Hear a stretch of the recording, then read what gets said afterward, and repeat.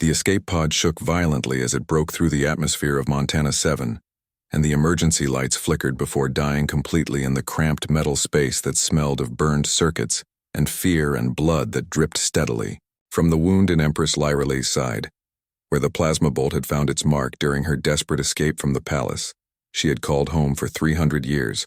Her hands trembled as she pressed torn fabric against the wound and tried to stop the bleeding that had already soaked through her once magnificent battle armor, which now hung in tatters revealing pale skin, marked with the intricate blue tattoos that marked her as royalty among the Elvari people who had just tried to kill her in the name of progress and war and conquest that she could never support beside her on the floor of the dying escape pod. Shadowscale curled into a ball no bigger than a house cat, though she knew he could grow to the size of a war machine when needed, but now he was weak from helping her escape, and his purple scales had lost their usual shine, becoming dull and gray like old metal left in the rain, and his golden eyes were closed in exhaustion from the battle they had barely survived. The coup had come without warning during what should have been a routine council meeting about trade routes and colony expansions, but instead had become a bloodbath when her most trusted generals revealed their true colors and attacked her with weapons forbidden by ancient law, claiming that her desire for peace with the human colonies made her weak and unfit to rule an empire built on conquest and domination. She had fought them, of course, using every skill learned in centuries of life and warfare, but there had been too many and they had planned too well, setting traps within traps until even her legendary combat abilities and Shadowscale's fury could not overcome their numbers, and she had been forced to flee like a common criminal from the palace where her ancestors had ruled for millennia. Now crashed on this backwater human world far from any Elvari settlements, she faced a choice between dying alone in this metal coffin or risking discovery by the very species her people considered beneath them. And she knew that even if the humans didn't kill her on sight, her own people would never stop hunting her across every star system until they found her and finished what they had started.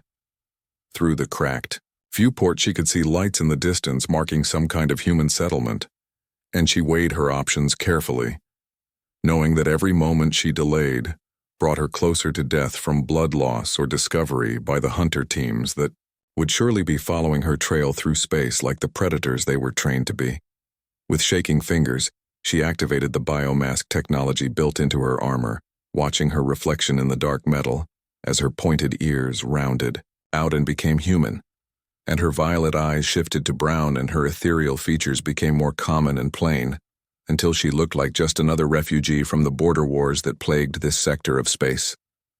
Shadowscale stirred weakly and made a sound of protest as she gathered him in her arms, knowing he hated being carried but having no choice, since he was too weak to walk, and she could not leave him behind after all they had been through together since she had found him as a hatchling, in the ruins of an ancient temple on a world whose name was lost to time. The pod's emergency hatch groaned in protest as she forced it open with her remaining strength and stumbled out into the cool night air of this alien world that smelled of pine trees and motor oil, and something else she could not identify but which seemed strangely welcoming. After the recycled air of the pod that had kept her alive during her desperate flight, each step toward the lights was agony as her wound protested the movement, but she forced herself forward through scrub brush and over rough ground that caught at her torn armor and threatened to trip her with every step, while Shadowscale remained still in her arms, trusting her to find them safety even. As his breathing grew shallow and labored, the settlement was smaller than she had expected, just a collection of prefab buildings and converted shipping containers arranged around what looked like a landing pad for small craft, and at the edge sat a repair shop with a neon sign that flickered between life and death, much like she felt in that moment as she stumbled toward the only building that showed signs of life at this late hour. Through the grimy window she could see a woman working. By flashlight, her brown hair pulled back in a messy ponytail, and her coveralls stained with grease and other substances that spoke of hard work and practical skills, rather than the ceremonial robes and perfect appearances of the Elvari court that had betrayed everything they were supposed to represent. The door chimed as she pushed it open, and leaned heavily against the frame, trying to stay upright as darkness crept in from the edges of her vision and threatened to drag her down into unconsciousness before she could even ask for help from this human. who didn't even look up from whatever mechanical puzzle had captured her attention. Katie Murphy didn't like being interrupted during delicate work, and the fuel injector she was fighting with required all her concentration if she was going to get it working before morning. So she didn't bother looking at whoever had ignored the closed sign and wandered in anyway. Probably drunk from the bar down the street. "We're closed," she muttered around the flashlight held between her teeth while both hands worked to remove a stubborn bolt that had been corroded by years of neglect and cheap fuel additives that ate through metal like acid if you weren't careful about maintenance, which most pilots weren't in her experience. "Come back tomorrow," she added when she heard no response, figuring that would be enough to send away whoever it was. But then she heard something that made her freeze in place and slowly turn around with the kind of caution learned from 10 years of dealing with dangerous people in dangerous places. "Please," came a weak voice that carried pain and desperation. "In equal measure, I need help." The flashlight beam swept across the doorway and illuminated a scene that kicked Katie's instincts into high gear as she took in the blood seeping between fingers pressed against a side wound, and the strange, small creature curled around the woman's shoulders, and the way she swayed like she might collapse. At any moment, training kicked in and Katie was moving before her conscious mind fully processed what she was seeing. Grabbing the military-grade first aid kit from under the counter and rushing to catch the stranger as her knees buckled, and she started to fall, taking 3 quick steps to get there in time. The weight was less than expected as she lowered the woman to the floor and got her first good look at the injury, which was clearly from an energy weapon, though not any human design. She recognized, and the armor was definitely not standard issue for any military she knew, which raised all kinds of questions she would deal with later. Right now she needed to stop the bleeding and stabilize the patient before worrying about who she was or where she came from or why she had what looked like a tiny dragon wrapped around her neck, watching Katie with golden eyes that seemed far too intelligent for a simple pet years of patching up mercenaries and smugglers and other people who couldn't go to official medical facilities had given Katie skills that went beyond fixing machines, and she worked quickly and efficiently, cutting away damaged armor to expose the wound and applying synthetic skin patches that would hold until proper medical attention could be arranged. The dragon made a soft chirping sound as she worked but didn't interfere, seeming to understand that she was trying to help, and Katie found herself talking to it in the same calm voice she used with scared animals and injured soldiers who showed up at her shop when they had nowhere else to go. "It's okay, little guy. She's going to be fine, just needs some rest and proper bandages and probably antibiotics, though. I'm not sure what works on her species, since she's definitely not baseline human despite the disguise she's wearing." The biomask flickered and failed as the woman lost consciousness, revealing features that made Katie whistle softly in surprise and understanding of just how much trouble had literally walked through her door because everyone knew what Elvari looked like even if most humans had never seen one in person. "Well, that's interesting," Katie muttered to herself as she continued her work with steady hands despite the implications of harboring one of the galaxy's ruling species in her shop, when relations between their races were already strained to the breaking point by border disputes and trade wars. The dragon watched her intently as she finished bandaging the wound and carefully lifted the unconscious woman to carry her to the small apartment above the shop where she lived and where she had hidden other refugees over the years, though never one quite this important or dangerous to help. Tomorrow would bring questions and decisions and probably danger. But tonight Katie Murphy did what she always did when someone needed help, regardless of species or politics or the trouble they might bring to her door, because that was who she was and why she had come to this frontier world in the first place. She was good at fixing broken things, and this woman, whoever she really was, definitely qualified as broken in more ways than just the physical wound that Katie could treat with bandages and medicine and time. 3 days passed before Lyrelai woke to unfamiliar surroundings that smelled of machine oil and coffee, and something cooking on a hot plate in the corner of the small room, where morning sunlight filtered through windows covered with newspaper, and security mesh that spoke of a dangerous neighborhood and a practical owner who valued privacy over aesthetics.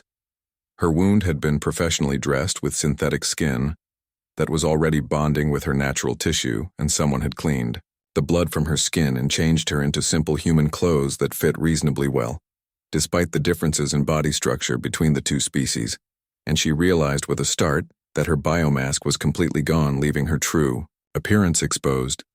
Shadowscale purred on her chest, having grown slightly larger in his sleep to about the size of a small dog, and his scales had regained some of their purple sheen, indicating that he was recovering from their ordeal, though she could feel through their bond that he remained wary of their surroundings and the human who had saved them. That human sat in a chair nearby, taking apart what looked like a military-grade plasma rifle with the same casual efficiency she had shown, fixing engines, and Lyrelay watched in fascination as skilled hands removed each component and cleaned it with practiced movements that spoke of long familiarity with weapons most civilians never saw. "Your armor is in the back room," Katie said without looking up from her work, keeping her voice neutral and calm like she was discussing the weather, instead of the fact that she had an injured alien Empress hiding in her apartment. "Fixed what I could, though some of the damage was beyond my tools. And I have to say the tech is interesting, not human. Obviously not Krellian either, and definitely not Vorthan, which leaves only a few options." The mechanic finally looked up and met Lyrelay's eyes with a steady gaze that held no fear or awe, just practical assessment and perhaps a hint of curiosity about the situation she had found herself in, through no fault of her own, except the inability to turn away someone who needed help. "So, what are you really?" Katie asked, setting aside the plasma rifle and leaning back in her chair with the relaxed posture of someone who had faced danger before and lived to tell about it, though the cybernetic enhancements visible along her left arm suggested those encounters had not been without cost. Lyrelay's hand moved instinctively toward where her biomask controls should have been, before remembering they were gone, and she would have to face this human as herself, without the comfortable shield of disguise that had protected her during previous visits to human space on diplomatic missions that now seemed like they belonged to another lifetime. "Don't bother trying to lie," Katie continued with a slight smile that didn't reach her eyes, which remained watchful and alert for any sign of threat. "Your dragon friend there started growing when you passed out, got about German Shepherd-sized before shrinking back down, which is a dead giveaway that you're not just some random refugee from the border conflicts." She paused and gestured to the bandages visible through Lyrelay's borrowed shirt. "Plus the wound pattern matches Elvari military weapons, and that armor downstairs has Royal Guard markings hidden in the design work. So either you stole it from someone very important, or you are someone very important, and given that you showed up alone and bleeding, I'm guessing it's the latter." Shadowscale lifted his head and studied the human with ancient eyes that held wisdom accumulated over centuries of life, and Lyrelay felt his approval through their bond, along with something else she had rarely sensed from him, which was respect for this strange human who had helped them without asking for anything in return. "You're not afraid," Lyrelay said, finding her voice rough from disuse and the after effects of whatever painkillers the human had given her. "Most humans would be terrified to have one of my kind in their home, especially one who is clearly running from something dangerous enough to wound a trained warrior." Katie snorted and picked up her coffee mug, taking a long drink before answering. "Lady, I've been fixing ships for mercenaries and refugees and worse for 10 years out here on the frontier, where law is whatever you make it, and survival depends on being useful to dangerous people. You're running from something big, and you didn't come here to hurt anyone, which makes you my kind of trouble." She stood revealing her full height, which was impressive for a human female, and rolled up her sleeve to show more of the cybernetic work that had replaced much of her left arm with military-grade components that must have cost a fortune on the black market, or been salvaged from some battlefield where she had earned those enhancements. "Name's Katie Murphy," she said, offering her flesh and blood right hand in the human gesture of greeting, though she kept her enhanced arm relaxed at her side, where it could move quickly if needed. "I'm guessing you're not really Jane Smith like your crashed pods registry. Claims, though, whoever set that identity did decent work for a rush job." Lyra, the Empress, offered, giving a shortened version of her true name that felt strange on her tongue after centuries of formal titles and ceremonial addresses. "The Elvari Empire wants me dead for reasons that would take too long to explain, but essentially come down to my refusal to support their plans for expanding the war with your people." "The Empire wants you dead," Katie repeated with a low whistle that conveyed understanding of just how serious that threat was.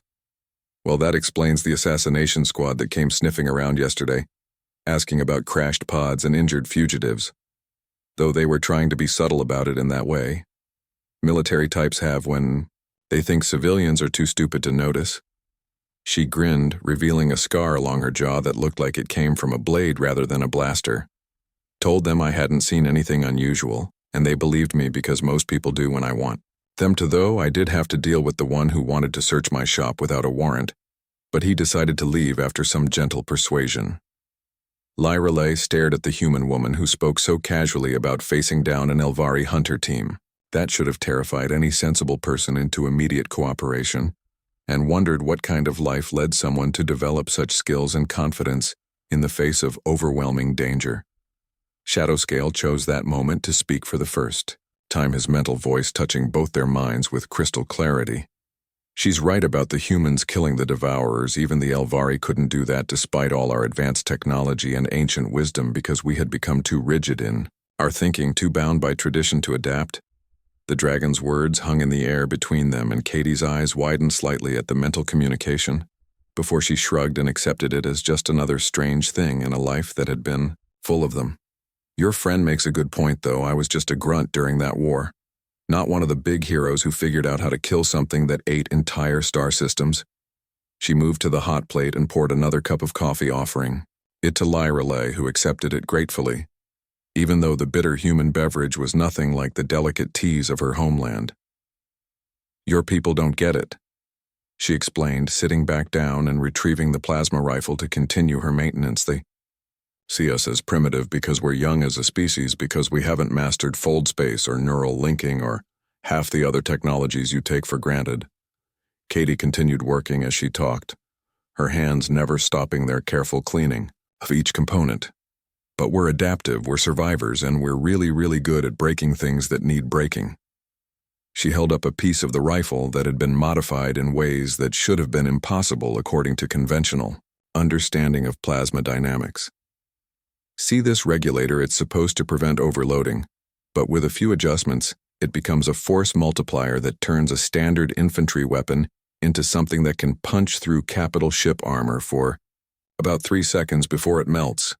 Of course, you'd only get one shot, Katie added with a shrug, but sometimes one shot is all you need if you make it count, which is something humans understand better than most species who rely too much on shields and armor and forget that sometimes the best defense is making sure the other guy dies first.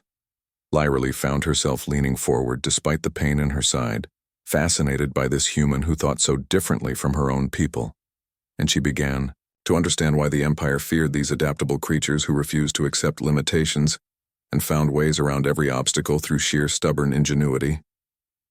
Tell me about the data port in your armor, Katie said suddenly, changing the subject with the quick thinking that marked a good tactician. It's designed for neural interface, but the connectors are all wrong for Elvari standard, and there are modifications that look almost human in design, like someone was trying to create a hybrid system. The question was too perceptive to deflect, and Lyrelay realized this human had spent the last 3 days studying every piece of equipment she had carried, understanding it in ways that spoke of more than just mechanical knowledge. I was working with human scientists, she admitted carefully, on ways to bridge our technologies before the Council decided such cooperation was treason. Katie nodded like she had expected that answer. Thought so. The work is too elegant to be battlefield modifications, and there are safety protocols built in that military systems usually ignore in favor of performance, which Katie's repair shop transformed into a fortress over the following weeks as word spread through channels that only existed in the shadows of civilized space. And allies emerged from the frontier's hidden corners like ghosts, materializing from smoke, and each one brought skills that would have been impossible to find through official channels. Former soldiers arrived first, bearing scars from wars the news feeds never mentioned, and carrying weapons modified in ways that violated several treaties but worked when conventional arms failed against enemies who didn't follow the rules either. And Katie greeted each one with the familiarity of shared service. Though she never spoke of which war had claimed her, arms smugglers came next, offering supply lines that bypassed Imperial checkpoints and delivered materials that couldn't be acquired through legal means, including medical supplies formatted for Elvari physiology, and food that wouldn't poison Lyrelay's system, which had already suffered enough from trying to digest human rations before Katie figured out the problem. Tech specialists emerged from corporate exile, bringing knowledge of systems they had designed before ethics got in the way of profits, and they worked with Lyra Lee to decode the hybrid technology she had developed, creating new possibilities that neither species could have achieved alone, while arguing about implementation details with the passion of true believers. By day, Lyra Lee helped with repairs, learning to work with human tools that seemed crude compared to Elvari technology, but proved surprisingly effective when applied with creativity, rather than rigid adherence to protocol, and she discovered satisfaction in fixing things with her hands instead of merely commanding others to do the work. Customers came and went most, never knowing that the quiet woman helping Katie with engine repairs was anything more than another refugee finding work where she could, though a few recognized something in her bearing that spoke of authority and chose not to ask questions that might have answers they didn't want to know. By night, they planned using Katie's network to gather intelligence about Imperial movements and the Council's actions, since the coup and what they learned painted a picture that grew darker with each report, as ancient treaties were broken and alliances shifted in ways that suggested influence from powers that should have remained dormant. "Your people don't get it," Katie explained one evening while modifying a mining laser into something decidedly more lethal, her hands working with the unconscious skill of long practice. "They see us as primitive because we're young, because we haven't mastered fold space or neural linking, but we're adaptive, we're survivors, and we're really good at breaking things that need breaking."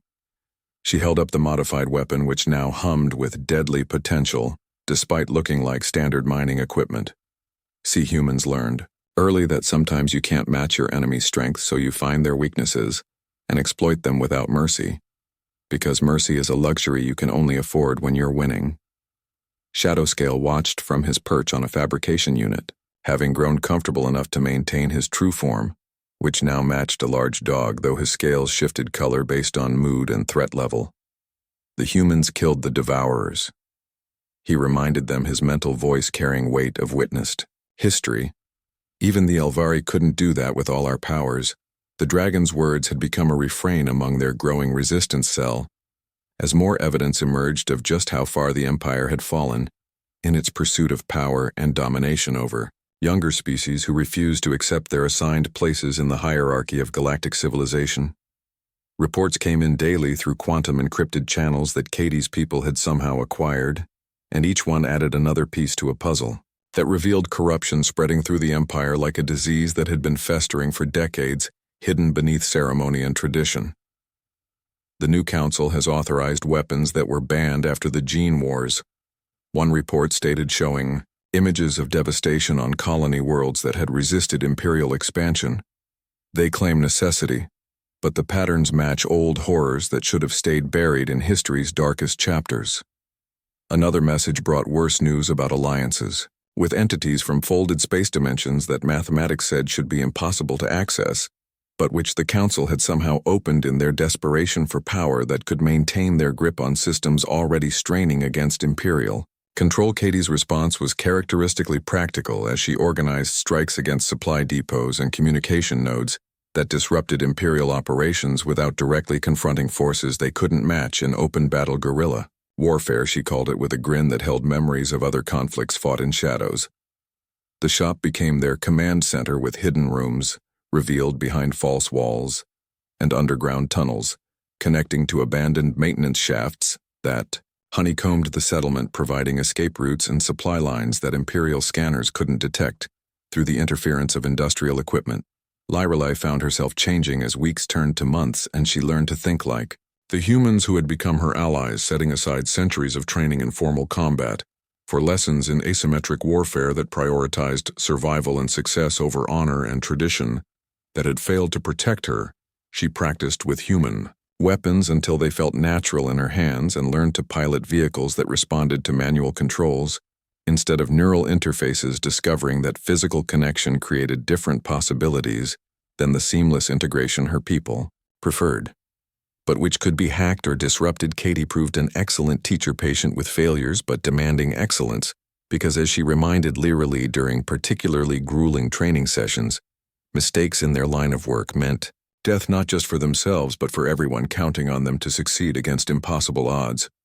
The attack they had been preparing for came at dawn, when Imperial sensors would be adjusting to the local star's radiation patterns, and 12 royal guards surrounded the shop in perfect formation, their armor gleaming with power that should have been overwhelming against frontier colonists with modified mining equipment. Commander Thalon led them, his voice carrying through amplifiers as he called for surrender in formal tones that Lirelei recognized from countless ceremonies, where that voice had sworn eternal loyalty to her throne, before the council convinced him that progress required betrayal. "Your Highness," he said, using her title, like a weapon meant to remind her of what she had lost. "We need not make this difficult. Surrender yourself and your companions will be spared. Though you know the dragon cannot be allowed to live, given his connection to powers the Empire can no longer tolerate." Katie's response was typically human in its directness as she triggered the mining charges planted around the perimeter, turning the battlefield into chaos of smoke and debris, while modified weapons opened fire from positions the Imperials hadn't detected because they weren't looking for threats from mere humans. "Funny thing about you high-tech types," Katie shouted over the noise, hefting a projectile weapon that shouldn't have been able to penetrate military shields, but did anyway through modifications that violated several laws of physics. "You never expect us to fight dirty, because your idea of warfare hasn't changed in centuries." The battle raged with Imperial discipline, meeting human chaos in a clash that should have been one-sided but wasn't, because Katie's people had learned to exploit every weakness in armor designed to stop energy weapons, not kinetic impacts accelerated by railgun principles applied to mining equipment. Mines built from spare parts sent warriors scrambling for cover, while drones cobbled together from delivery units and armed with industrial cutting lasers harassed from angles that training had never prepared them for, because no civilized opponent would use such crude tactics, that nevertheless proved effective. Lirelei fought beside her human allies, wielding hybrid weapons that combined technologies in ways that made them unpredictable and devastating against opponents who expected traditional Elvari combat patterns. Instead of the fusion of styles she had developed under Katie's tutelage, Shadowscale had grown to full battle-size 15 feet of lethal grace, with scales that shifted between purple and black as he moved through smoke and flames, dealing death to those who had betrayed their oaths while protecting the humans who had earned his respect through actions rather than birthright. The tide turned when 3 guards broke through the defenses and cornered them in the workshop where industrial equipment provided poor cover against military weapons designed to pierce starship hulls. But Katie just smiled and pressed a switch that activated her final surprise. The floor erupted as mining charges placed in the tunnels below created a sinkhole that swallowed the attackers while leaving structural supports intact through careful calculation of blast patterns. And Katie offered a mocking salute to the warriors struggling in the pit. Basic engineering, she called down to them when Commander Thalon finally reached them. He found not cowering fugitives, but a united force, with Lirelei standing proud in salvaged armor beside Katie, whose prosthetic arm glowed with barely contained energy, and Shadowscale, whose presence filled the space. "With ancient power you serve usurpers," Lirelei declared, dropping all pretense of hiding as her. The warehouse district burned with colors that didn't belong in normal space as dimensional rifts opened and closed like wounds in reality itself, while Katie's resistance cell fought alongside Imperial loyalists in a battle that should have been impossible, but was happening anyway because the universe didn't care about what should be. Commander Thalon had proven valuable beyond measure in the weeks since his defection, bringing intelligence about council operations and codes that allowed them to intercept communications revealing just how deep the corruption went and how many sacred laws had been broken in pursuit of power. More guards had followed him, choosing loyalty to their Empress over comfortable lies, and each defection brought new information about installations where forbidden research continued. Despite treaties signed in blood, after the last time someone tried to harness powers from beyond the veil, Katie coordinated their forces with the efficiency of someone who had done this before in other wars on other worlds, and Lirelei wondered again what specific conflict had cost the human her arm, and given her skills that went far beyond what any mechanic should possess. The current battle had started as a raid on what they thought was a supply depot, but turned into something much worse when they discovered it was actually a research facility, where council scientists were experimenting with dimensional technology that made even hardened soldiers blanch inside. They found evidence that the council hadn't just contacted entities from folded space, but had been actively working to create permanent portals that would allow those entities access to normal reality in exchange for weapons that could crush any resistance to Imperial rule. The head researcher had laughed when they tried to stop him, claiming it was too late, and that contracts had been signed in languages that predated galactic civilization, binding agreements that couldn't be broken, without consequences that would ripple through dimensions. Katie's response had been characteristically direct, as she shot him with a modified plasma rifle that burned hotter than any standard weapon should allow. But even dying, he managed to activate the portal generator, beginning a cascade that threatened to tear open barriers that protected their reality. Now they fought not just council forces, but things that emerged from the growing rifts, creatures of impossible geometry that hurt to look at directly and whose presence made reality itself seem unstable, as if the laws of physics were merely suggestions they chose to ignore.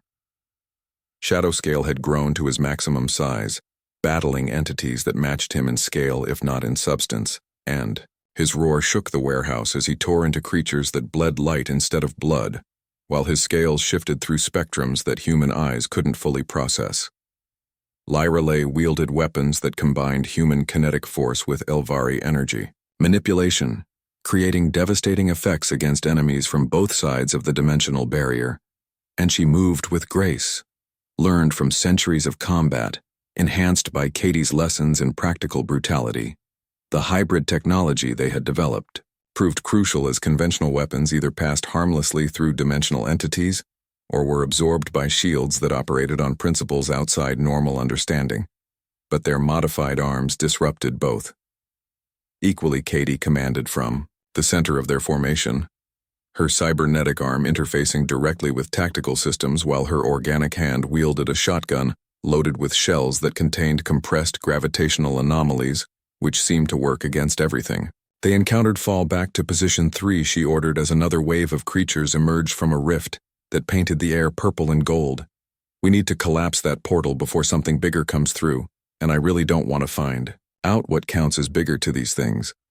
Thalen's guards provided covering fire with disciplined precision, while Katie's irregulars used every dirty trick in their extensive repertoire, from jury-rigged explosives that scattered monofilament wire to industrial foam that hardened into barriers that bought precious seconds.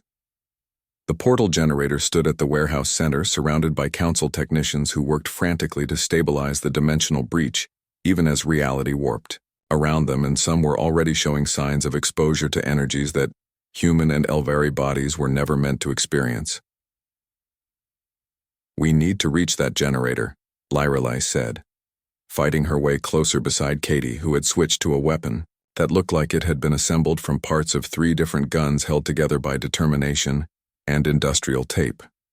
"Working on it," Katie replied, firing rounds that seemed to curve through space to hit targets that should have been behind cover. But the modified ammunition followed rules from the other side of the dimensional barrier. "Got any ideas that don't involve suicide?" "Runs." Shadowscale's mental voice cut through the chaos. "I can disrupt the portal, but not while fighting these creatures, and the feedback will likely render me unconscious for days, if not permanently damaged." The dragon's offer hung in the air as they processed the implications, and Lyrelay felt her heart clench at the thought of losing her oldest companion, even as she recognized it might be their only option if the portal continued to widen. "Like hell," Katie said with finality that surprised everyone. "You're not sacrificing yourself on my watch, Dragon Boy, because I've got a better idea, though. You're probably not going to like it." She pulled out a device that looked like someone had grafted stolen Imperial tech onto a human mining detonator, and smiled with the confidence of someone about to do something incredibly dangerous. "Remember when I said humans are good at breaking things? Well, that includes the laws of physics."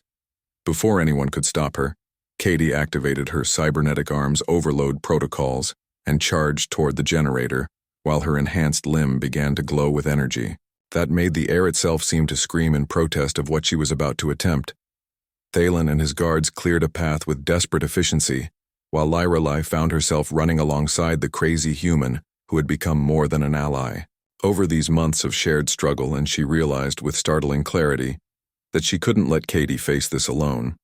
Shadowscale roared and followed breathing fire that burned creatures from multiple dimensions equally, while his mental voice reached out to coordinate their remaining forces in holding the perimeter against reinforcements both imperial and otherworldly. The generator loomed before them, a mass of crystal and metal that pulsed with energies that made their teeth ache, and Katie didn't hesitate as she slammed her overloading arm into the control matrix while activating the mining detonator with her other hand. The explosion that followed existed in more dimensions than 3, and for a moment, Lyrelei saw through veils that normally separated realities, catching glimpses of the vast entities that had been trying to break through, and understanding why the ancient races had sealed these dimensions away. Katie screamed as feedback surged through her cybernetics, but held on, pouring everything into disrupting the portal, while Lyrelei added her own power learned from centuries of study, combining with human stubbornness to create something neither species could achieve alone.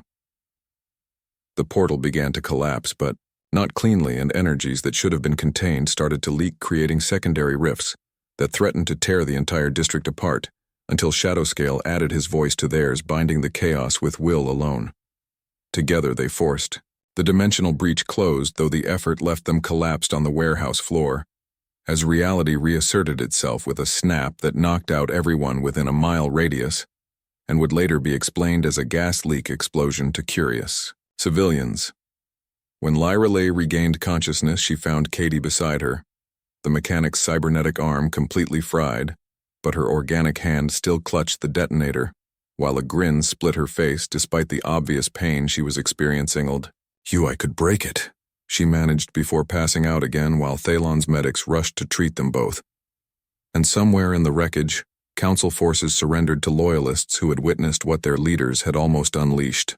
The evidence was undeniable, now scattered around the warehouse in the form of documents and recordings that revealed the full scope of the Council's bargain with entities that viewed their dimension as nothing more than another realm to consume. Video logs showed Council members negotiating with things that wore shapes like ill-fitting clothes, offering access to their reality in exchange for weapons that would cement Imperial rule forever, regardless of the cost to existence itself.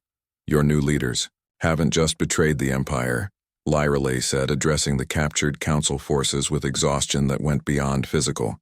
They've betrayed every living being in our dimension for power that would have destroyed them too. Some surrendered immediately, faced with proof of what they had been serving, while others remained defiant, claiming necessity and progress until shown recordings of test subjects exposed to dimensional energies and transformed into things that begged for death. Katie woke during the impromptu trial, her prosthetic sparking occasionally but her mind sharp as ever. The funny thing about deals with devils, she observed loud enough for everyone to hear, is they always collect, and they never mention that the price includes everything you are trying to protect. The liberation of the Elvari Empire began in a repair shop and spread across the galaxy like wildfire as word traveled through networks that existed in the margins of civilized space, where Katie Murphy's name carried weight that no frontier mechanic should possess but did anyway. Within weeks, the resistance had grown from a handful of refugees and veterans to a movement that spanned systems as humans who had been dismissed as primitive proved they understood warfare in ways the Council never anticipated because they had learned to fight. When losing meant extinction, Katie coordinated from her shop, which had become the unofficial headquarters of the most unlikely alliance in galactic history, while engineers worked alongside mages to create weapons that shouldn't exist according to either species' understanding of physics, but functioned anyway.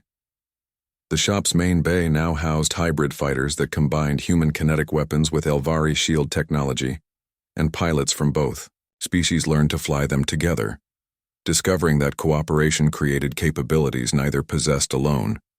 Despite centuries of separate development, veterans emerged from retirement across human space, bringing skills the peacetime military didn't officially teach, and soon training camps appeared on frontier worlds where Imperial refugees learned asymmetric warfare from people who had made careers of fighting stronger opponents.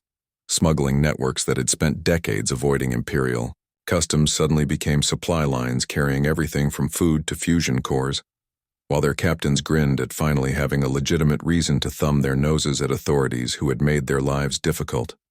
The Council's response was predictable as they sent fleet after fleet to crush the rebellion, but found their traditional tactics useless against enemies who refused to fight conventionally, and disappeared into civilian populations that suddenly developed selective blindness about resistance activities. Human colonies that had chafed under Imperial trade restrictions discovered their industrial bases could produce more than just consumer goods when properly motivated, and soon modified mining vessels joined. The growing fleet armed with weapons that violated several treaties but worked. Katie's network expanded exponentially as her reputation spread, and she found herself commanding resources that would have amazed the young soldier who had lost her. Arm in a war nobody remembered, but which had taught her that sometimes breaking the rules was the only way to survive. She still worked in the shop when time allowed, fixing engines and modifying weapons with the same steady hands, though. Now she did it while coordinating operations across sectors and managing intelligence networks that rivaled anything the Empire had built.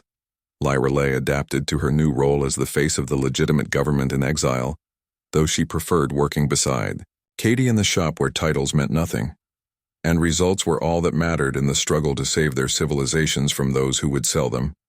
"Your people fear us," Katie told the War Council during one of their joint sessions where imperial tradition met human pragmatism in discussions that sometimes grew heated.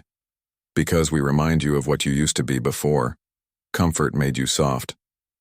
She stood before the assembled leaders, both human and Elvari, wearing her grease-stained coveralls like armor, because that's what they were in their own way, representing the workers and fighters who didn't have fancy titles but got things done.